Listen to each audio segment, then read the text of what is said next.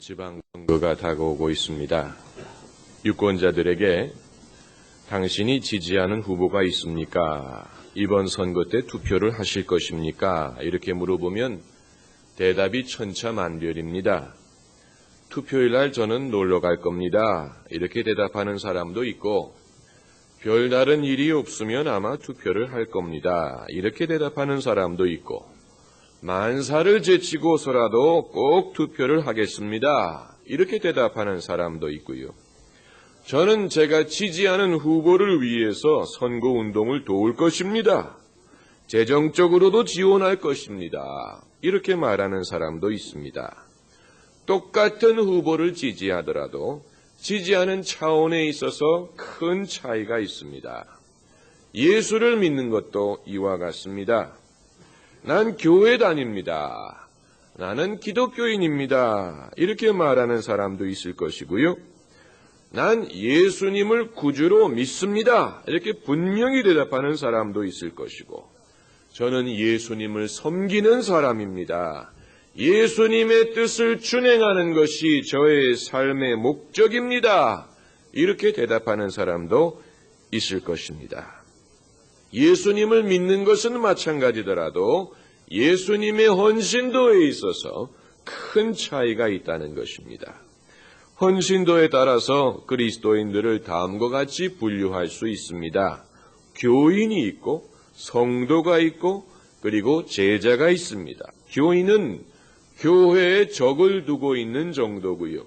성도는 자기의 구원의 확신이 있고 열심히 믿으려고 애쓰는 사람입니다. 그리고 제자는 주님을 따르는 것을 모든 일 위에 두는 사람입니다. 주님을 섬기기 위해서 모든 것을 버릴 수 있는 사람을 제자라고 부릅니다.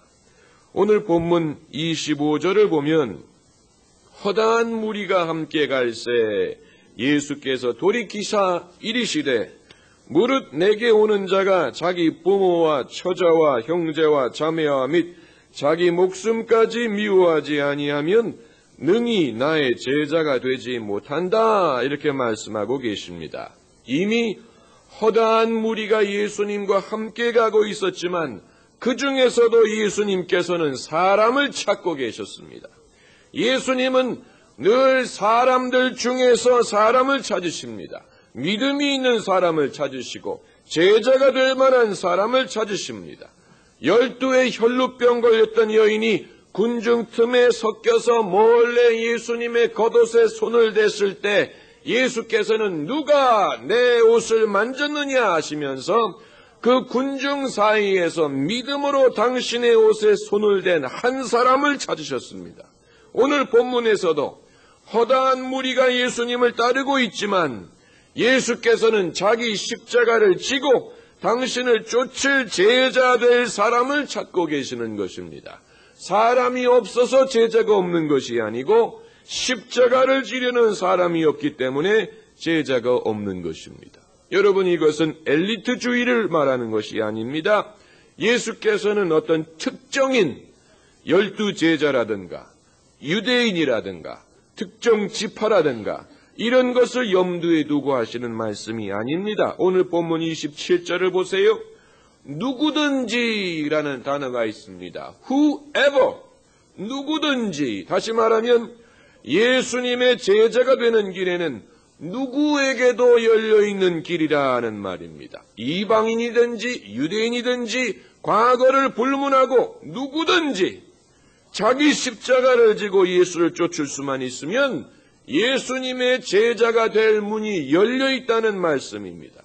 여러분, 이것은 미래지향적인 말씀이에요. 지금까지 어떻게 살아왔느냐가 중요한 것이 아니고 앞으로 어떻게 살아갈 것이냐가 중요하다는 얘기입니다.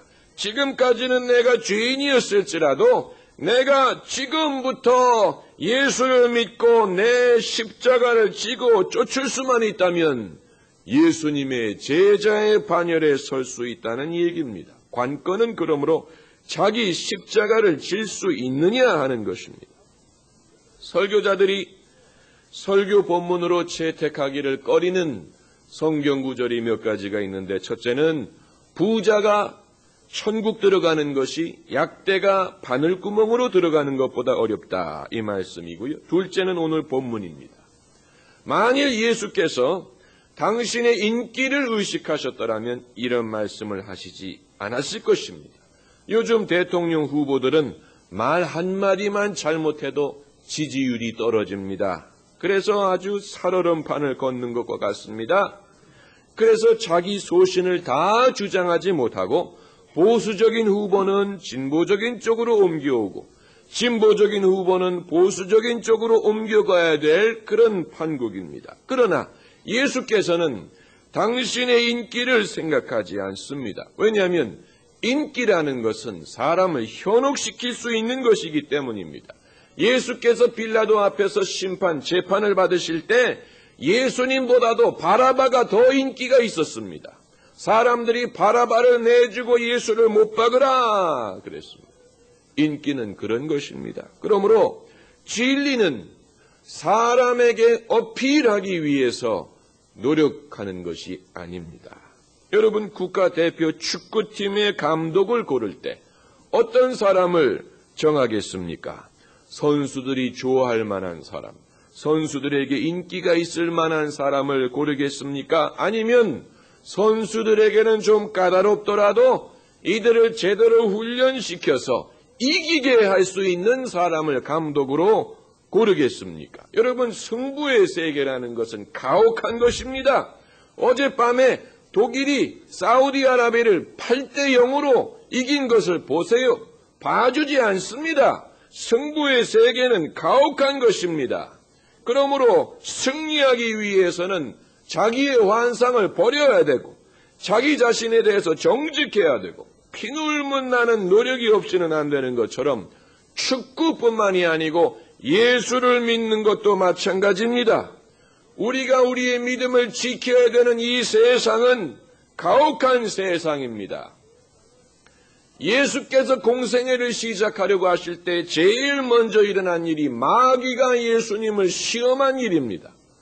오늘날도 우리가 믿음대로 살려고 할 때 마귀가 우리를 시험부터 하지 않겠느냐는 것입니다. 그러므로 우리가 마음을 단단히 준비하지 않으면 이 세상에서 우리의 믿음을 건사하는 것이 어렵습니다.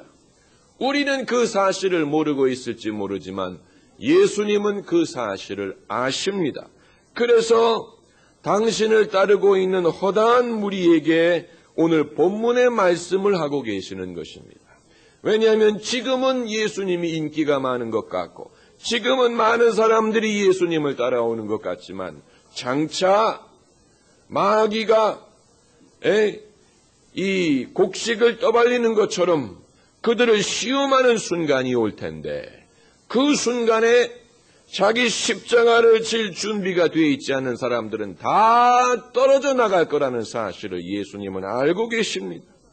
그러므로 그들에게 먼저 말씀하고 계시는 것입니다. 오늘 본문에서 중요한 단어는 28절에 먼저라는 단어, 한번 따라요. 먼저. 너희 중에 누가 망대를 세우고자 할진대 자기의 가진 것이 준공하기까지 족할는지 먼저 앉아 그 비용을 예산하지 아니하겠느냐. 이것이 중요한 단어입니다. 집에 귀한 손님을 모실 때 먼저 집안을 청소하지 않습니까? 마찬가지로 주님을 따라가기 위해서 먼저 우리 삶에 정리해야 될 것들이 있는데 예수께서는 그것을 지금 말씀하고 계시는 것입니다.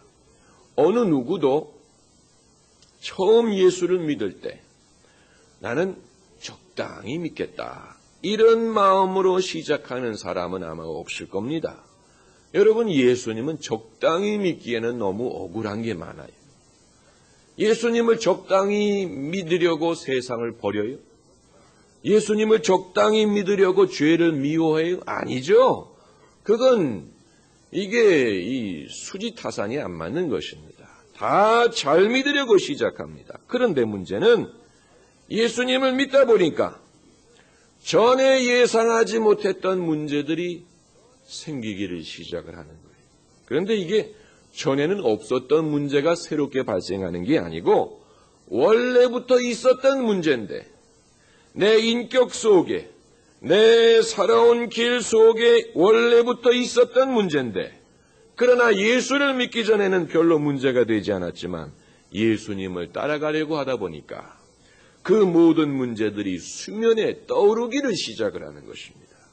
그래서 이제는 그 문제를 부인할 수가 없고 외면할 수가 없는 것입니다. 그래서 여러분, 예수님을 믿으려고 하다 보니까 더 고민이 많아지는, 옛날에는 고민 없이 살았는데 교회를 다니고 열심히 믿으려고 하다 보니까 옛날에 모르던 고민들이 생깁니다. 그러면서 이 고민을 대처할 준비가 되지 않는 사람은 의욕을 잃어버리는 거예요.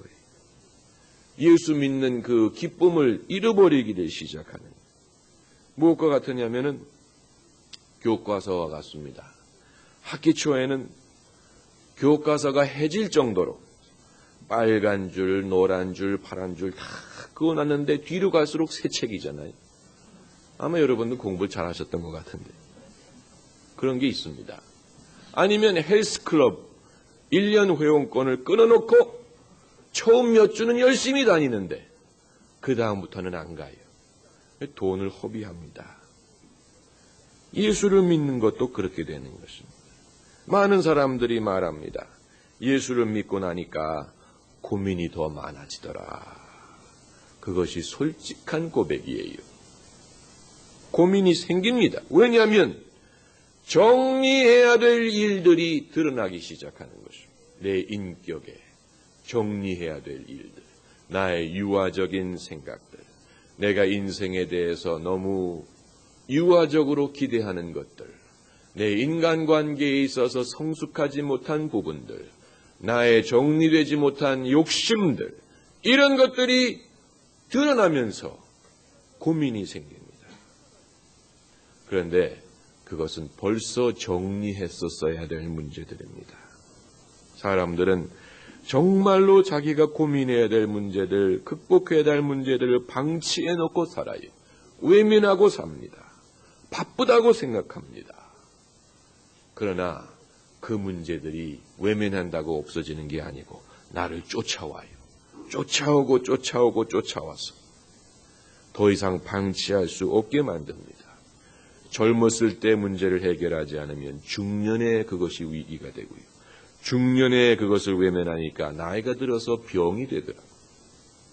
언젠가는 그것이 나를 쫓아오게 돼 있습니다. 그러므로 예수를 믿고 이제는 자기 자신에 대해서 정직해져야 될 필요가 있고, 내 현실을 솔직하게 인정해야 될 필요가 있고, 나의 연약함을 인정해야 될 필요가 있고, 나의 유혹과 시험과 나를 괴롭히는 욕심이 무엇인지를 정직하게 보고 이제 이 문제를 해결해야 될 필요가 있는데, 그것을 지금 주님께서 말씀하고 계시는 것입니다.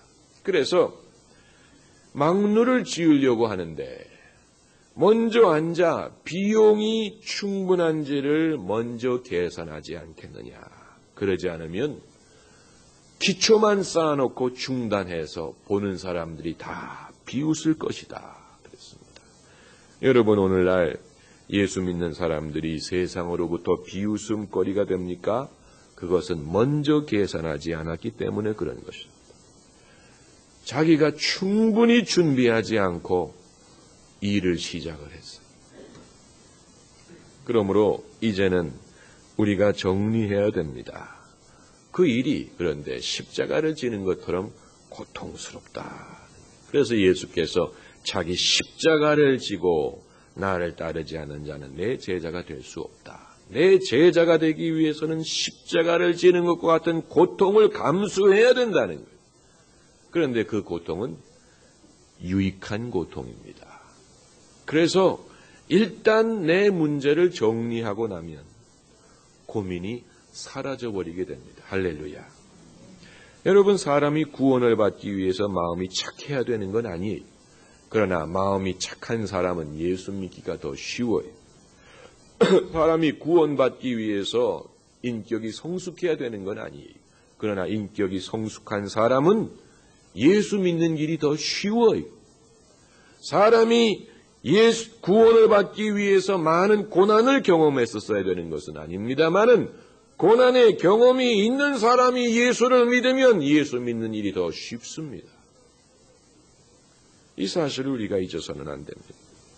제 친구 목사 한 사람이 모태신앙으로 자랐습니다. 교회를 한 번도 떠나본 적이 없는데 그런데 그 마음속에 정리하지 못한 문제들이 많았어요. 그러다 보니까 고민이 있었습니다. 그러나 애써 그것을 외면하려고 했습니다. 어느 날 자기가 다니던 교회에 부흥회가 열렸는데 그는 참석하고 싶지 않았습니다. 왜냐하면 목사님의 설교를 들을 준비가 돼 있지가 않았어요. 그러나 노래를 잘 부르기 때문에 성가대 봉사를 했습니다. 그러니 이제 성가대가 불려가지 않습니까? 부흥회 때. 그런데 머릿속으로 이렇게 계산을 했습니다. 이 강사님을 보니까 설교를 시작하기 전에 기도부터 하더라. 그래서 내가 성가대 순서가 끝나고 목사님이 올라와서 기도를 하는 순간에 내가 몰래 나가겠다. 왜냐하면 모든 사람들이 눈을 감고 있으니까. 그런데 그날따라 목사님이 기도를 건너뛰고 설교를 시작하는 거예요. 이제 꼼짝없이 성가대석에 앉아서 설교를 들을 수밖에 없었는데 그날 목사님이 아담아 내가 어디 있느냐라는 제목으로 설교를 하시는데 마치 자기 이름을 부르면서 내가 어디 있느냐 이렇게 부르는 음성으로 들었습니다. 그래서 그날 그는 회개하고 그동안에 외면하려고 애썼던 문제들을 하나님 앞에 쏟아놓고 회개하고 정리하고 그리고 하나님의 종으로 헌신을 했습니다. 여러분, 하나님께서는 사람들 중에서 사람을 찾으십니다. 믿는 사람들 중에서 제자 될 사람을 찾고 계십니다. 오늘도 하나님께서는 우리를 찾고 계십니다. 기도하십시다.